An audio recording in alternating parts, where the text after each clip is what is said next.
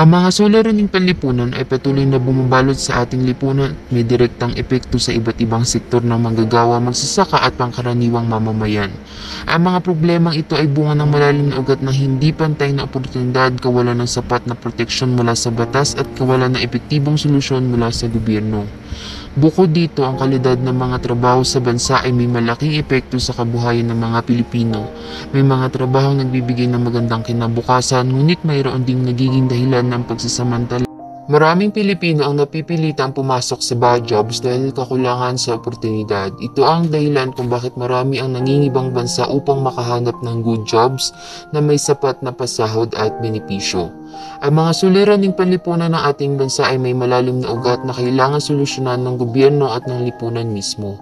Ang kahirapan ng magsasaka, kawalan ng seguridad sa trabaho ng mga manggagawa at hindi pantay na oportunidad para sa mga mamamayan ay patuloy na nagpapahirap sa maraming Pilipino. Bagamat may mga batas na umiiral upang protektahan ng mga manggagawa, marami pa rin ang hindi nakikinabang sa mga ito.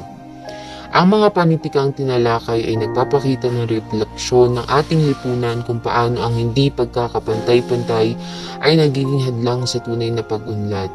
Sa huli, kailangan ng mas malalim na pagbabago upang matugunan ang mga problemang ito at mabigyan ng mas magandang kinabukasan ang mga Pilipino.